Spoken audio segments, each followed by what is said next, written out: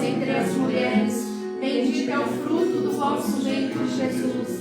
Santa Maria, Mãe de Deus, rogai por nós, os pecadores, agora e na hora da nossa morte. Amém. Amém. Amém. Louvado seja nosso Senhor Jesus Cristo. Para sempre seja louvado. Como a Ângela e os irmãos já me apresentaram aqui, meu nome é João Cláudio e eu faço parte da missão Novo Caminho, né? Somos aqui da paróquia São José Operário, de Jacareí. E mais uma vez eu sempre me sinto muito feliz, muito honrado, né, de estar aqui com os irmãos do grupo de oração Coração de Jesus, né? E queremos também aqui mais uma vez, né, desejar a paz a você que está aí nesse momento agora nos acompanhando, né, que está aí acompanhando, né, essa live aqui do grupo de oração Coração de Jesus, na página, né, do Facebook do grupo de oração Coração de Jesus. A você também, querido irmão, querida irmã, que está nos acompanhando nesse momento agora, na página da nossa paróquia, São José Operário daqui de Jacareí. Que você, querido irmão, querida irmã, seja muito bem-vindo, muito bem-vinda nessa noite. O Senhor, querido irmão e querida irmã, nessa noite, Ele quer nos dizer para nós que há uma esperança de um futuro para nós. A palavra que Deus quer dirigir ao meu coração e ao seu coração nessa noite é essa: há uma esperança de um futuro para você. Se você que está aí nos acompanhando agora, tem com você próximo aí, né, uma Bíblia, quero convidar a você a tomar conosco nessa noite o livro do profeta Jeremias, capítulo 31, do versículo 1 ao versículo 11. Livro do profeta Jeremias, capítulo 31, aliás, versículo do 1 ao 11. O Senhor, Ele tem aqui uma promessa, uma profecia para o povo do Senhor, para o povo de Israel. Isso, Jeremias 31, do versículo 1 ao versículo 11, é a página 1077, se você tiver aí da Bíblia da edição Ave Maria, para te ajudar a encontrar, né, com facilidade, a página 1077 da Bíblia da edição Ave Maria. Nós vamos ver aqui que o Senhor, Ele tem uma promessa para o seu povo, que está passando por um momento difícil, naquele momento. Está passando por um exílio, por um cativeiro, por um momento de tribulação e de sofrimento. E o Senhor então ali vai dirigir uma palavra àquele povo. E como nós rezamos aqui nessa noite, querido irmão, querida irmã, como foi colocado aqui durante o momento de oração, principalmente a você que talvez num momento particular da sua vida está passando por esse momento de tribulação, de sofrimento. Aliás, todos nós de uma certa forma estamos passando por isso nesse momento, não é verdade? Por conta dessa crise mundial, dessa pandemia, desse vírus, né? Como foi colocado aqui no momento de oração, né? Onde o coração de muitas pessoas talvez estão se enchendo de preocupação, de ansiedade, de medo, de angústia, de desespero. E veja, querido irmão, querida irmã, tirando um pouco o aspecto agora religioso, né? Na nossa sociedade, né? O mês de setembro, né? A sociedade dá um destaque para a prevenção contra o suicídio, né? Muitos lugares aí têm dado bastante ênfase, inclusive até feito campanhas, né? Setembro Amarelo, aonde cada vez mais se percebe um grande número de pessoas que estão se matando e tirando sua vida, porque estão perdendo o sentido da vida. E é interessante que enquanto nós fomos aqui orando no momento da oração aqui, o Senhor me trazia essa noção no coração e me fazia recordar a passagem do Getsemane, onde vai dizer ali que Jesus estava numa angústia, uma tristeza mortal. E esse torpor espiritual talvez esteja no coração e na vida de muitas pessoas. E é por isso, querido irmão, querida irmã, que você que nos acompanha nessa noite aqui, da live do grupo de oração Coração de Jesus, o Senhor tem uma palavra para você. O Senhor, Ele tem uma mensagem para você. E como nós vamos ver aqui na palavra, é uma palavra de esperança. É uma mensagem de esperança. Porque o Senhor diz para você nessa noite que há uma esperança de um futuro para você. Então, se você encontrou aí na sua Bíblia, livro do profeta Jeremias, capítulo 31, a partir do versículo 1. Nos narra assim a profecia. Naquele tempo, oráculo do Senhor, serei o Deus de vocês, de todas as tribos de Israel, e elas constituirão o meu povo. Eis o que diz diz o Senhor. Foi concedido graça no deserto ao povo que o Gláudio, que a espada poupara. Dentro em pouco, Israel gozará de repouso. De longe me aparecia o Senhor. Amo-te com eterno amor, e por isso a ti estendi o meu favor. Eu te reconstruirei, e serás restaurada, ó Virgem de Israel. Virás ornada de tamborins, participar de alegres danças.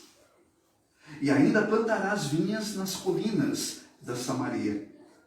E delas colherão frutos os plantadores, pois dia virá em que os veladores gritarão nos montes de Efraim: erguei-vos, subamos a Sião, ao Senhor nosso Deus. Porque isto diz o Senhor: lançai gritos de júbilo por causa de Jacó. Aclamai a primeira das nações, e fazei retumbar vossos louvores, exclamando: o Senhor salvou o seu povo, o resto de Israel. Eis que os trago da terra do norte, e os reúno dos confins da terra. O cego e o coxo estarão entre eles, e também a mulher grávida e a que deu à luz. Será imensa a multidão que há de voltar, e que voltará em lágrimas. Eu a conduzirei em meio às suas preces. Eu a levarei à beira de águas correntes, por caminhos em que não tropeçarão. Porque sou para com Israel qual um pai, e Efraim é o meu primogênito. Nações, escutai a palavra do Senhor, levai a notícia às ilhas longínquas, e dizei: aquele que dispersou Israel o reunirá, e o guardará qual pastor o seu rebanho. Porquanto o Senhor resgata Jacó, e o liberta das mãos do seu dominador. Palavra do Senhor. Graças a Deus. É interessante, querido irmão, querida irmã, a gente perceber um pouco aqui o contexto da passagem, para a gente compreender qual é o tempo e qual é o momento em que o povo de Israel está vivendo. O povo está diante do reinado de Josias, e ali o reino do Senhor, as 12 tribos de Israel estão divididas. Estão porque quebraram aliança com o Senhor lá na Babilônia, lá no exílio, lá no cativeiro. Parte da tribo está ao norte de Judá e parte da tribo está ao sul de Israel. E naquele momento, querido irmão, querida irmã, o Senhor ali então dá uma profecia para o profeta daquela época, ao qual o Senhor levanta e chama naquele momento, que é Jeremias. E então o Senhor vai dar duas mensagens para as 12 tribos de Israel naquele momento. Veja, eu quero chamar a sua atenção para isso. Todas as 12 estão na Babilônia. Parte delas no norte, parte delas no sul, todas elas estão no cativeiro. Foram levadas, o povo da Babilônia foi, invadiu Israel e Jerusalém, tomou parte do povo e levou para a Babilônia como escravo, em cativeiro. E ali naquele momento o Senhor ele vai dar duas palavras, duas mensagens para aquele povo. E aí eu quero chamar a sua atenção nessa noite, querido irmão, querida irmã, que está nos acompanhando neste momento. Para uma parte do povo, a profecia é de castigo, é de julgamento, que é o povo que está no norte. E nós vamos ver daqui a pouco porque o Senhor libera essa palavra de julgamento, de exortação, de castigo para a parte daquele povo. E como nós lemos aqui neste momento, para a outra parte do povo, que também está no cativeiro, para o povo que está no sul, o Senhor tem uma palavra contrária, que é uma palavra de ânimo, que é uma palavra de esperança. Mas eu quero chamar a sua atenção um pouquinho para a primeira parte do povo. Por que ali o Senhor não deu a mesma mensagem para todo o povo, se de fato era povo do Senhor? Era o Israel de Deus, o povo escolhido, a nação escolhida do Senhor. E como você ouviu nessa noite, aqui as palavras que o Senhor foi dando aqui no momento de oração, nós precisamos fazer a nossa tarefa, irmãos. Como povo de Deus, precisamos ser fiéis ao Senhor. Porque se nós não formos fiéis, o resultado da nossa ação vai ser pecado.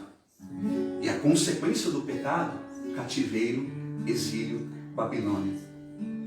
Por isso é que o povo foi levado naquele momento.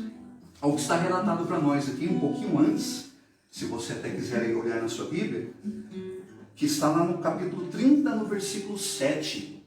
Olha o que o Senhor vai dizer na profecia aqui para a parte do povo de Israel. Desgraça, nenhum dia se assemelha a este, tempos de tribulação. Veja que aquele momento é um momento tão difícil que na visão de Jeremias, ele enxerga os homens como as mulheres tendo dores de parto. Eu e o Geraldo aqui somos os únicos homens que estão aqui, e o Miguel, né, que está aqui, que estava aqui no grupo aqui, onde está sendo feita a transmissão do coração de Jesus. A gente nunca passou por essa dor, né?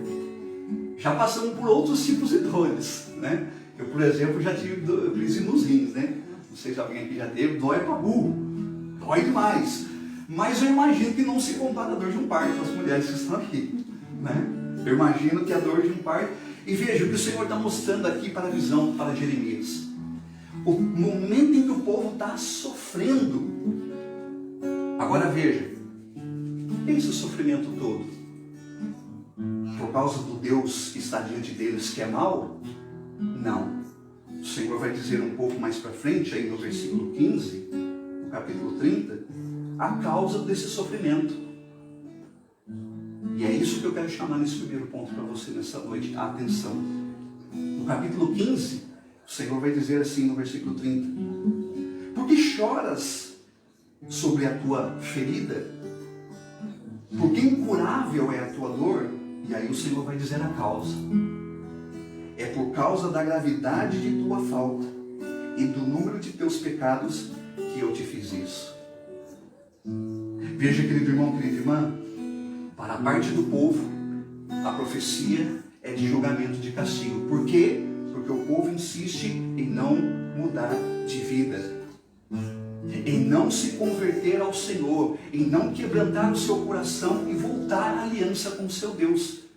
Como na profecia de Isaías, o Senhor vai dizer, não é a minha mão que é incapaz de tocar em vós, são os vossos pecados que são como uma muralha diante de mim e de vocês.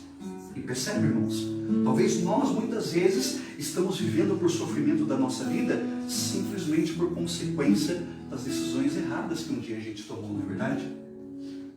Por conta dos pecados que a gente vive, que é consequência. E o Senhor vai chamar a atenção de parte do povo de Israel nesse sentido. Que se eles não ouvissem a profecia de Jeremias, portanto a voz e a palavra do Senhor, eles não se emendassem dos seus pecados e não se convertessem, a situação não ia mudar.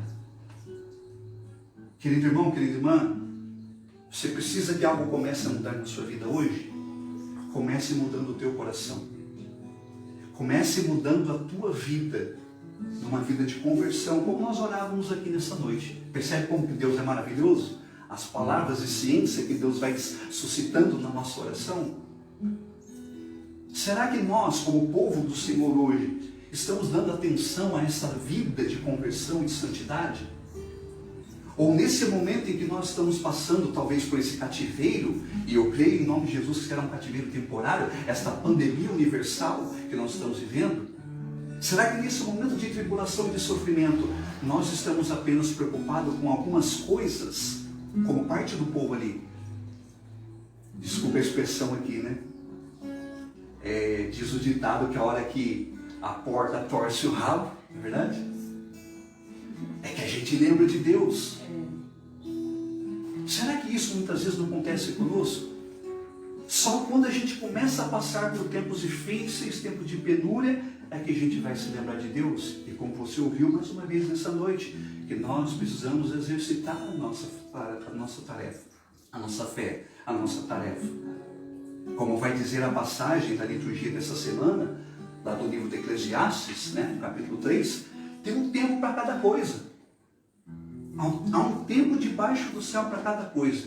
E talvez você que está nos acompanhando nessa noite está passando por um momento de cativeiro. Está passando por um momento de tribulação e de sofrimento.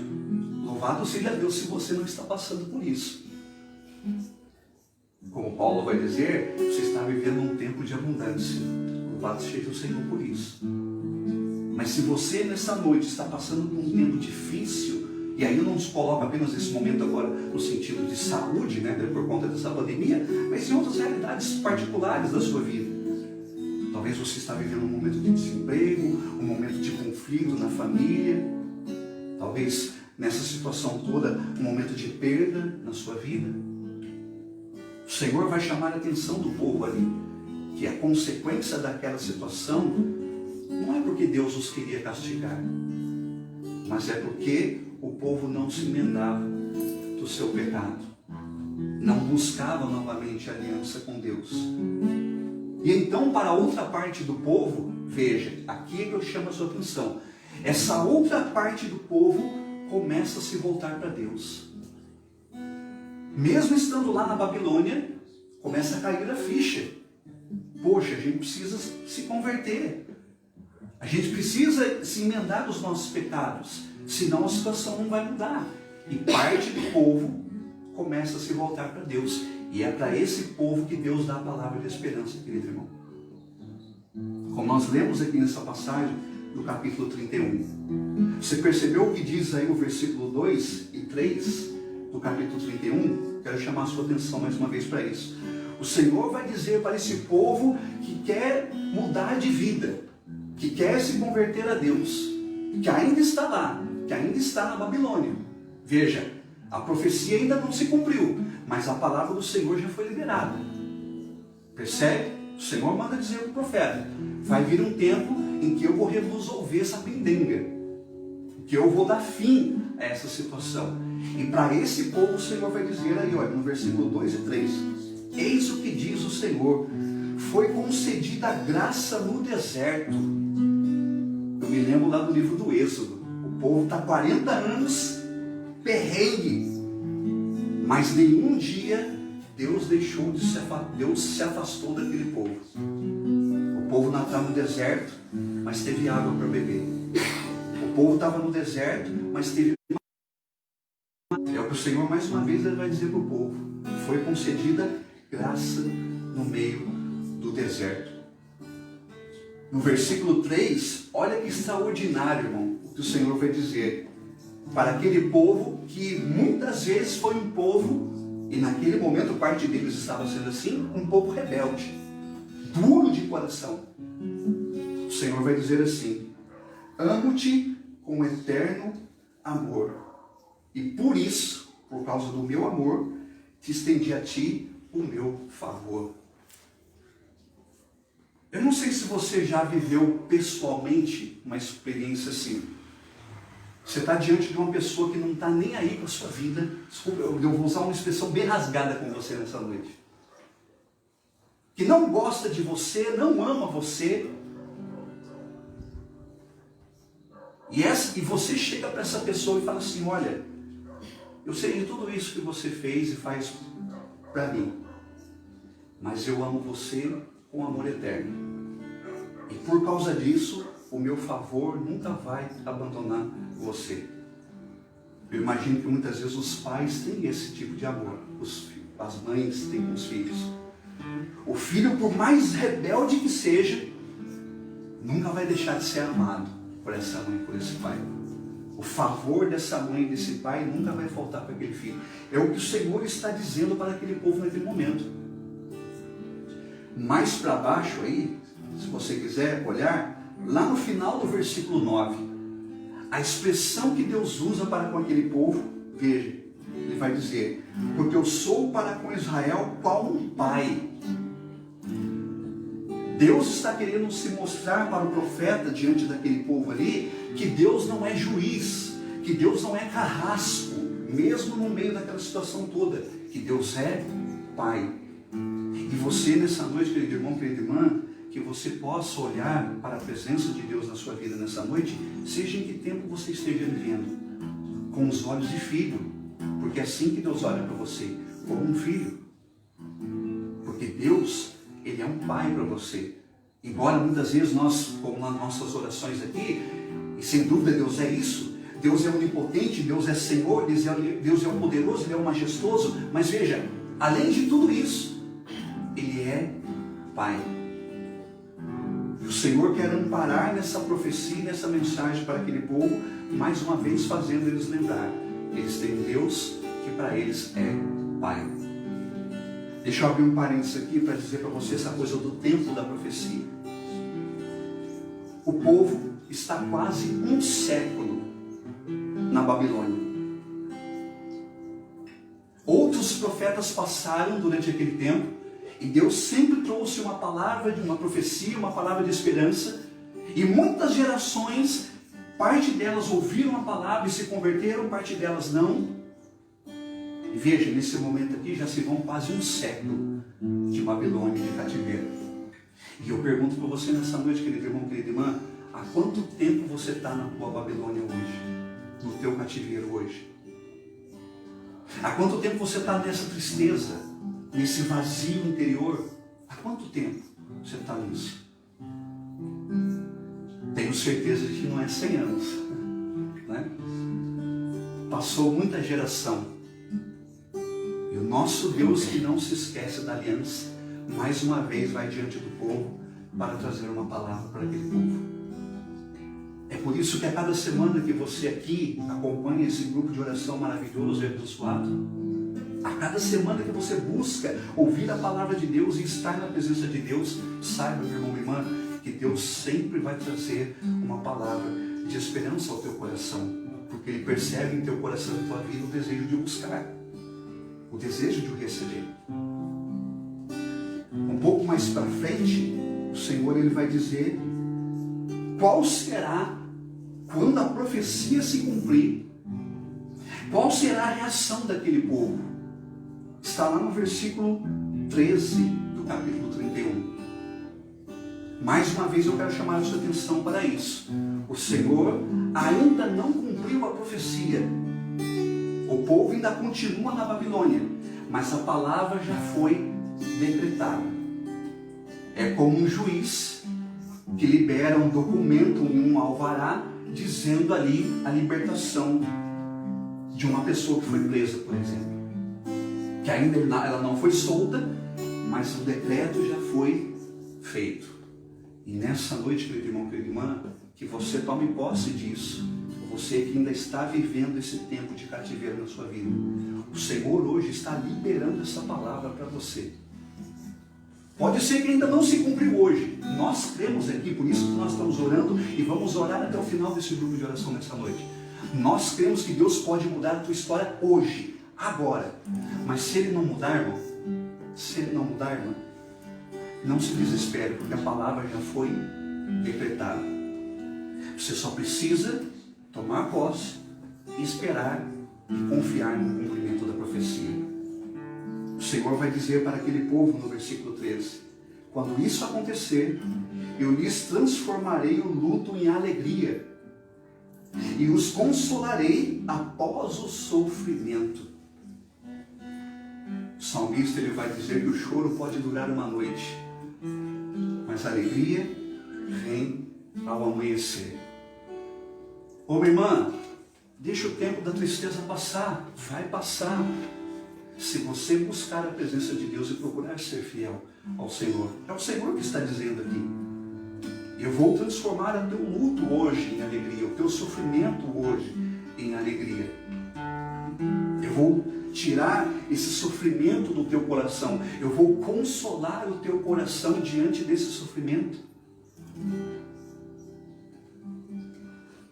No versículo 16, o Senhor ele vai dizer para aquele povo, porque ele enxerga, veja como no livro do Êxodo, vai dizer lá quando Deus chama e levanta Moisés. Deus vai dizer para Moisés: Moisés, vai até o povo, porque chegou até mim o choro e o gemido desse povo. Eu estou vendo o clamor do meu povo. E mais uma vez o Senhor vai dizer isso através do profeta. No versículo 16, o Senhor ele vai dizer, através de Jeremias, para dizer ao povo: cessa de gemer, enxuga as tuas lágrimas, tuas penas terão a recompensa. Olha esse versículo, irmão e irmã. As tuas penas terão a recompensa. Quando eu li esse versículo, eu me lembrei da promessa de Jesus lá no Evangelho, que ele vai dizer assim: olha, né? aquele que der ainda que seja um copo de água a um dos meus pequeninos não ficará sem recompensa. E o Senhor vai dizer, as tuas lágrimas, nenhuma delas ficará sem recompensa. As tuas dores, as tuas lutas, as tuas batalhas, nenhuma delas ficará sem recompensa. E o Senhor então vai dizer para aquele povo, no versículo 17, desponta em teu futuro a esperança.